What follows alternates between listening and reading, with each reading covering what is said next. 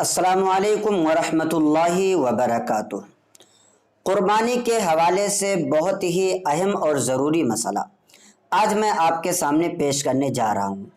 आम तौर पर होता ऐसा है कि घर में कई सारे अफराद मौजूद होते हैं, लेकिन उसके बावजूद भी कुर्बानी एक के नाम से की जाती है जो घर में बड़ा होता है। तो क्या ऐसा करना सही है?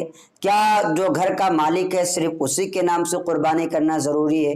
दूसरे लोगों की तरफ से कुर्बानी हो सकती है या नहीं? आज इंशाअल्लाह तबारक व तआला ये सारी बातें आपके सामने वाज़ेह हो जाएंगी।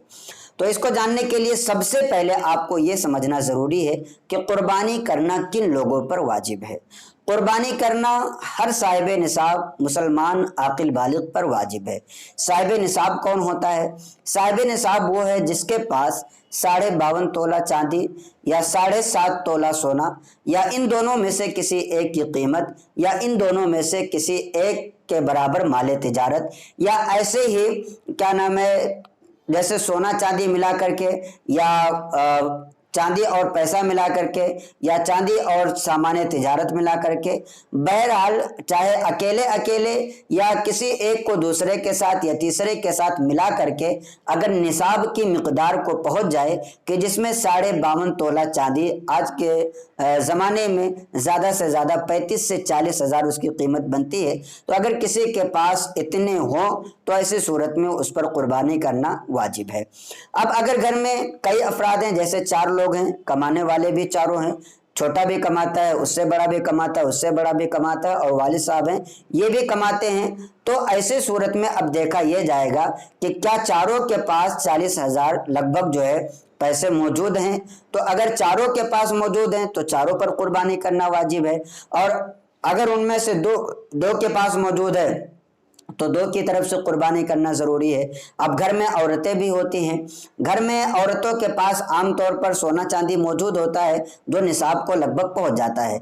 कम औरतें ऐसी होती हैं जिनके पास सोना चांदी ना हो, कम से कम 1 तोला सोना और कुछ चांदी या 1 तोला सोना और कुछ पैसा, इस तरीके से उनके पास कुछ ना कुछ तो मौजूद होता है जिसकी वजह से वो साहिब निसाब होती हैं आमतौर पर ऐसा।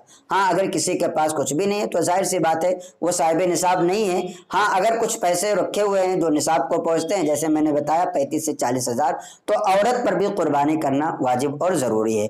इसी तरीके से जो बच्चे हैं या बच्चियां हैं वो पढ़ाई कर रहे हैं लेकिन बालिग हो चुके हैं, बच्चियां हैं वो पढ़ाई कर चुकी हैं, बालिग हो चुकी हैं और उनके पास भी निसाब का माल मौजूद है, चाहे वो सोना चांदी की शक्ल में हो चाहे रुपए पैसे की शक्ल में हो, तो इन पर भी कुर्बानी करना वाजिब और ज़रूरी है।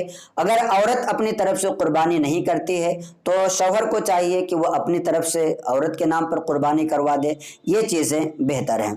आमतौर पर लोगों को देखा यह जाता है कि जो घर में सबसे बड़े होते हैं उनकी तरफ से कुर्बानी करा दी जाती है और ये सोचते हैं कि बस सारे लोगों की तरफ से कुर्बानी अदा होगी। हालांकि ऐसा नहीं है। आपके घर में अगर सारे के सारे लोग मालिक निसाब हैं और वो 6 लोग हैं तो 6 पर कुर्बानी वाजिब है, 4 हैं चारों मालिक निसाब हैं तो चारों पर कुर्बानी वाजिब है। तो आपको ये ध्यान देना है कि आपके घर में कौन मालिक निसाब है कौन नहीं है, इसी तरीके से आप कुर्बानी करवा सकते हैं। अक्सर जगहों पर देखा जाता है कि एक साल कभी इनके नाम से करवाए, उनके बाद नंबर लगा दिया जाता है कि आपसे पहले साल में दादा के नाम से, फिर अब्बा के नाम से, फिर भाई के नाम से, फिर बड़े भाई के नाम से, फिर बीचे वाले भाई के नाम से, फिर छोटे वाले भाई के नाम से, इस तरीके से कुर्बानियाँ कराई जाती हैं। तो ये सोचते हैं कि हमारी तरफ से कुर्बानी हो गई और हम सबको कोई गुनाह नहीं मिलेगा। हालांकि अगर उनमें से जैसे कई सारे लोग घर में हैं और उनमें से ज़्यादा लोग मालिक निसाब हैं तो सबके लिए ये ज़रूरी है कि वो अपनी तरफ से कुर्बानी को अदा करें।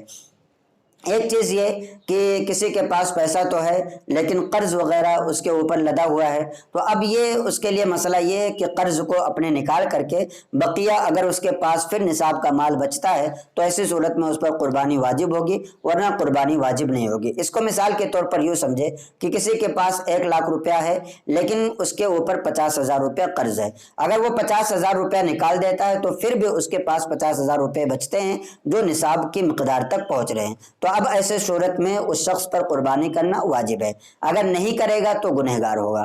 ہاں، اگر کسی کے پاس 1,00,000 روپے ہیں اور 70,000 اس کے اوپر قرضہ ہے، اب 83,000 اس کے پاس بچتا ہے، تو ظاہر سی بات ہے یہ نصاب کو نہیں پہنچ رہا ہے اور یہ مالک نصاب نہیں ہے۔ اس کے علاوہ اگر کوئی روپیہ پیسہ سونا چاندی وغیرہ موجود نہ ہو تو، اور اگر موجود ہے تو صاحب نصاب ہوگا، تو ایسے صورت میں اس پر قربانی کرنا واجب اور ضروری ہوگا۔